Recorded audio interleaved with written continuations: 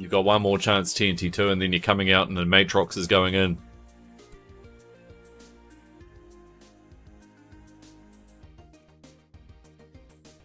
The problem is I can't remember where I put the one I got off Fat Pooter. He gave me a Matrox G550, which would have been kind of funny to cycle up, but I don't know where I've put it. Somewhere in here, with all the hundreds of other cards.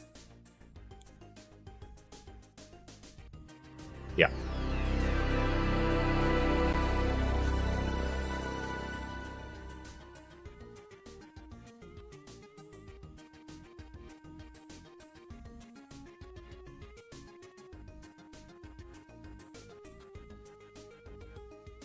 Actually, I wonder if we can get Geoquake to run.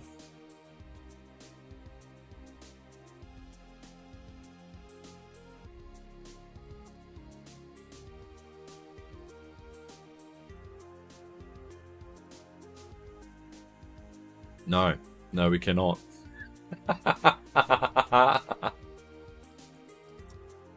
No, I think this TNT2 is too sad.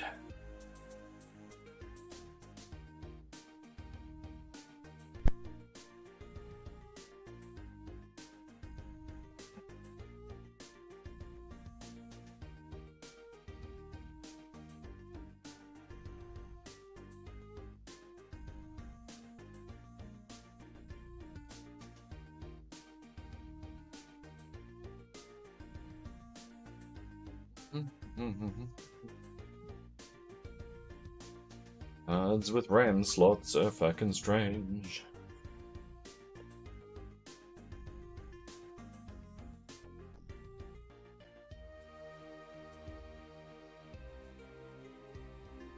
We did try our darndest to get the oxygen to work on this machine too, and the answer is no.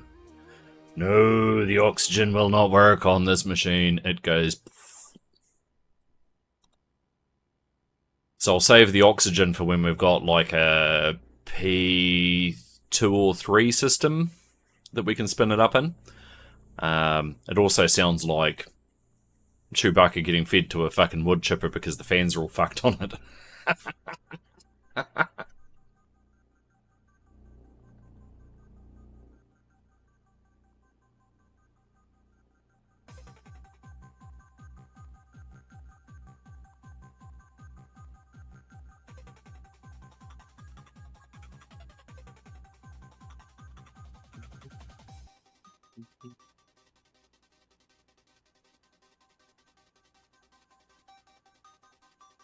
Install it in Deutsch.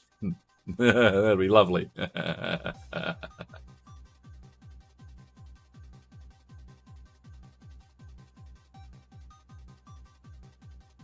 It's actually fairly simple how I came to that conclusion. Have you ever watched any of Tourette's guy on YouTube back in the old days? There's one where he's like, "Stop making that fucking noise!" And the son goes, "What noise, Dad?" "Ah! It's that waste disposal. It sounds like Chewbacca taking a shit."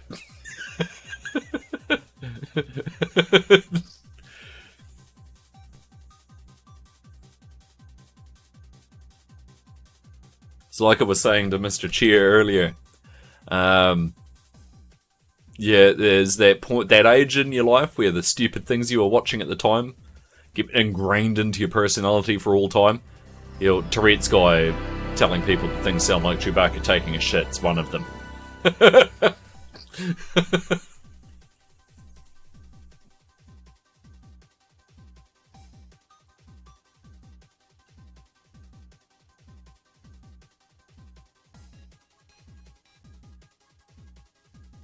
Oh, look at the very long list of things the Matrox supports.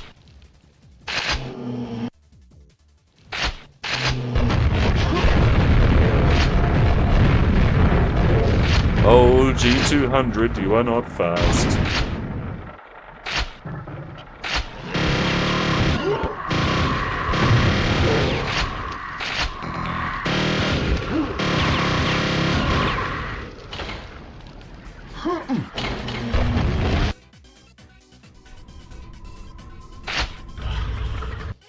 $39.5.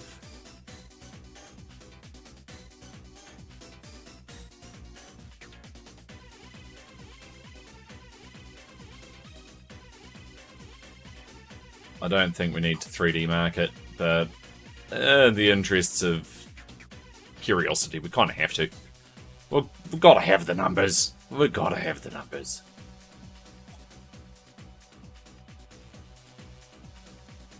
And in lieu of moving 3/4 of the goddamn room to get into the cupboard where I suspect the G550 is sitting, we will go from G200 to G400.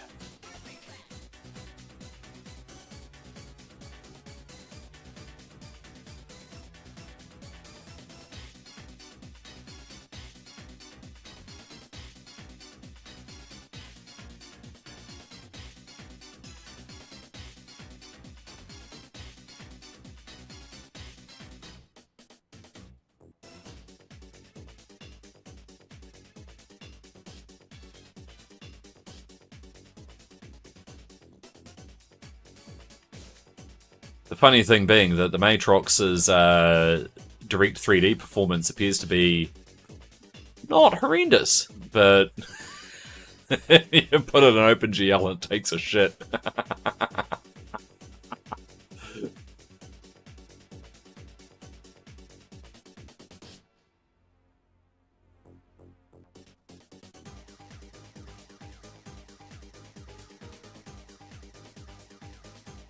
Alright, while that cycles, I'm going to go get me a cup of coffee.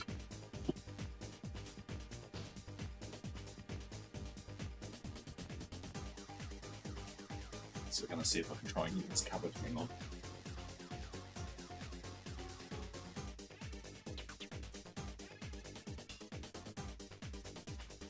Oh, gods.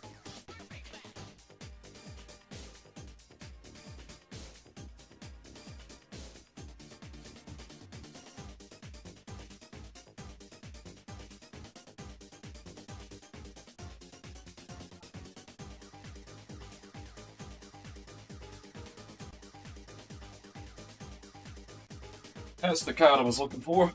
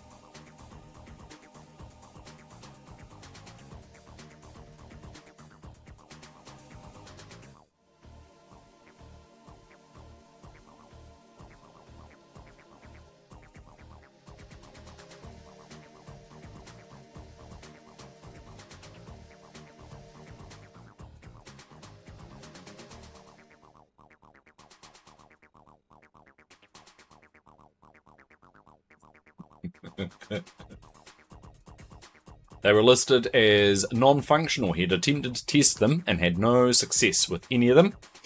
We've got a stack of 3 cards with dead VRAM that we intend to send out. We've got a stack of 1, 2, 3 cards that are working perfectly.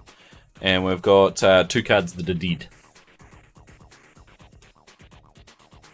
And for Xeon Bogan... Oh god, we don't need all of that extra MacGuffin. There you go. Classic old Tourette's guy.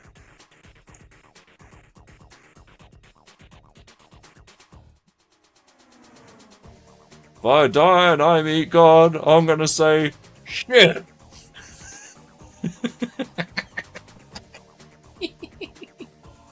Yeah,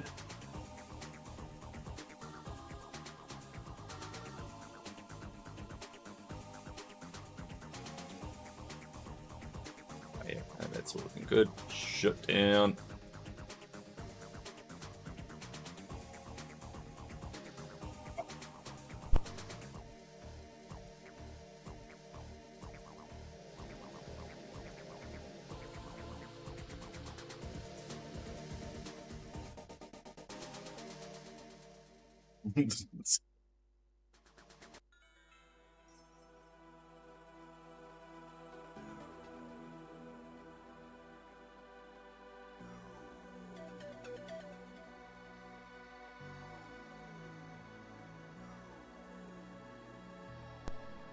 Well over a decade ago, it was like 2000 and... yeah, it's 20 years ago about when he was popular.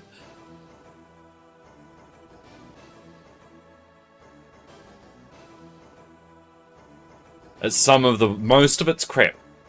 But there's some one-liners that are... for the ages. Like, Ronald goddamn Donald!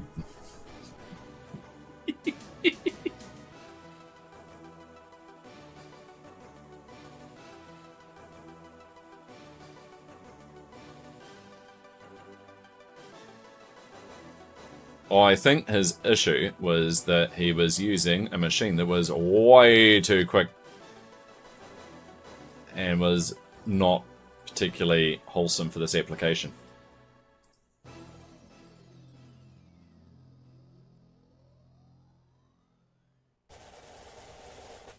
Right, so why is this card called a Marvel and not a Millennium? It is because this one come with a great big dongle for doing TV in and out. Unfortunately, the TV in and out functions don't work on anything newer than Windows 98. And the reason it doesn't work on anything newer than 98 is because it uses a Zorin decoder chip, which is not supported in NT. It's the same problem I've got with my iOmega Buzz. Same controller, same chipset. And so I can use it in Windows ME, I can't use it in 2000. Won't go. There's no drivers.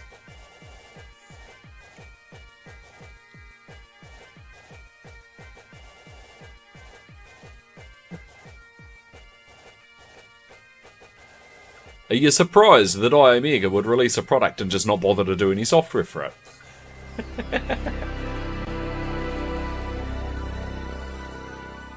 I'm not registering my goddamn Matrox product. Get in the bin.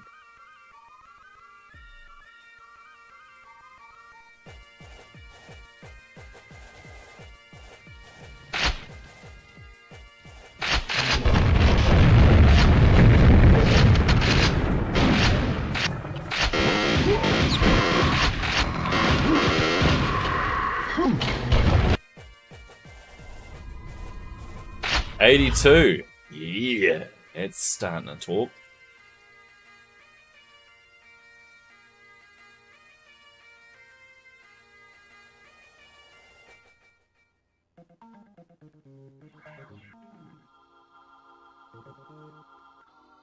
Yup. We're looking at you, Creative Labs. You dirty fucks.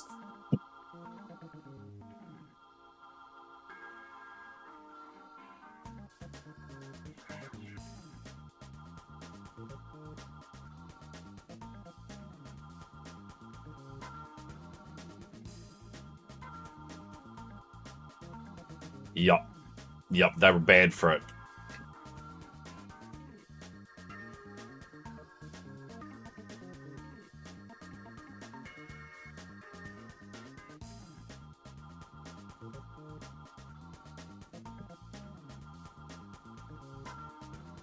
They actually did end up in a lawsuit around that time because of the Sound Blaster Live SBO 200.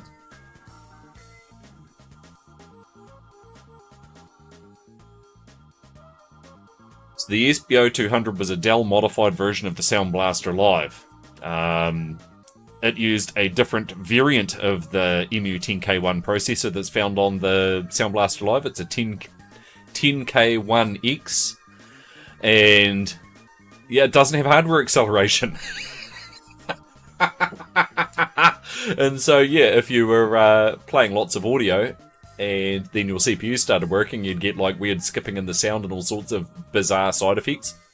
Or if you're playing lots of audio, you would lose CPU performance. She was no good. No good. And so yeah, that turned into a full-on lawsuit, and the end was either you got paid compensation or Dell sent you a full retail Sound Blaster Live, which solved the problem because the 10K1 has acceleration.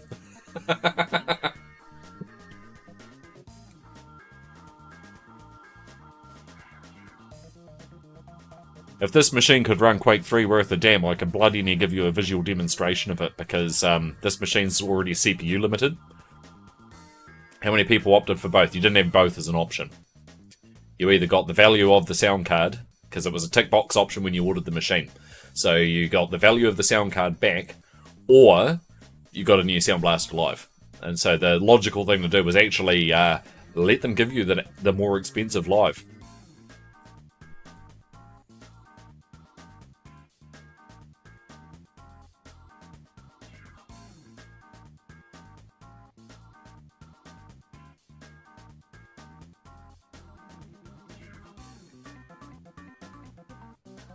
But I'm sure there was probably people who were pissed off by the whole thing, taken the money and bought a Oreo Vortex or something instead. Would I have taken the Live? Absolutely. Your options in a sound card and a Dell at the time were Oreo Vortex 2, which would be a Turtle Beach Montego, or the Sound Blaster Live. And so, and the Live was more expensive. So, and logically, if your option was go to the sound card that was the poverty pack version and maybe get a little bit of money, or get the card that you actually ordered.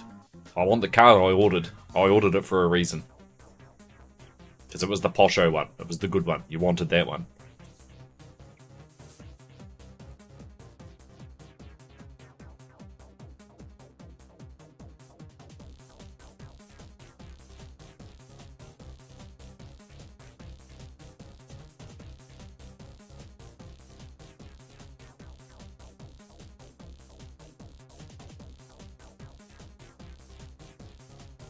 Oh yeah, the drivers thing. That was... It's an awkward one. Because the Vista had a different audio model. So it wasn't always so much that they were crippled. It was that... and there was no reason Creative had to actually do this. The driver package for that particular model of card wasn't updated to use the new driver features. And you can sort of understand why Creative would do that.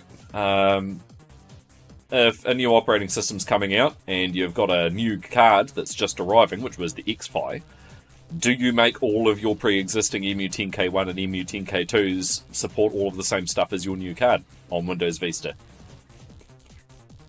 You don't sell more cards if you...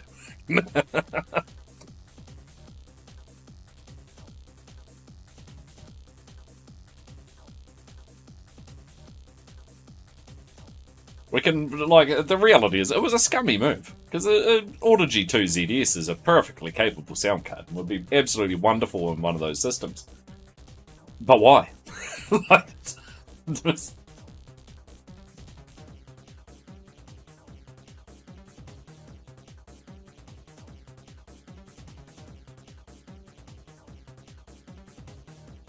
well, you would, but the driver model changed. Like, the actual sound implementation in Vista is different. And so Think of it like if you had a piece of hardware that was working absolutely mint in Mac OS X 10.4 Tiger, and then you upgrade to a, because that was a PPC build. Then you upgrade to an Intel Mac and it's running 10.6 or something, and suddenly your hardware doesn't work. And it's because you've gone to a newer version of OS X and the platform's changed. Same thing, pretty much. And no, Apple never got class actioned for that sort of thing. They probably should have, in some cases.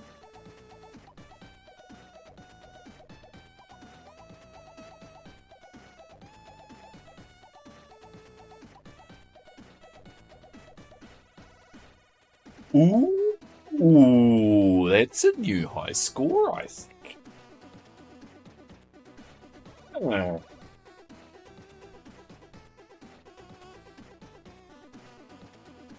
Right, let's go put the last of our matroxes in.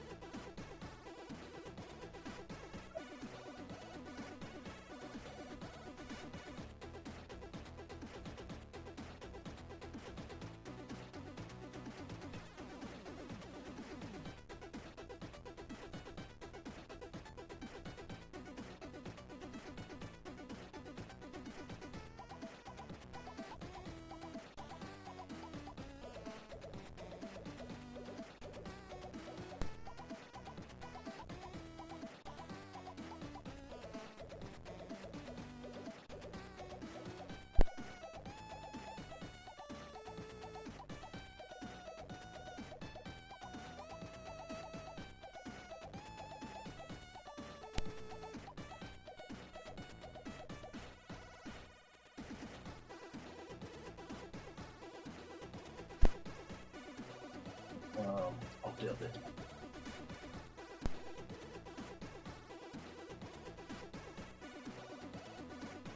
There we go.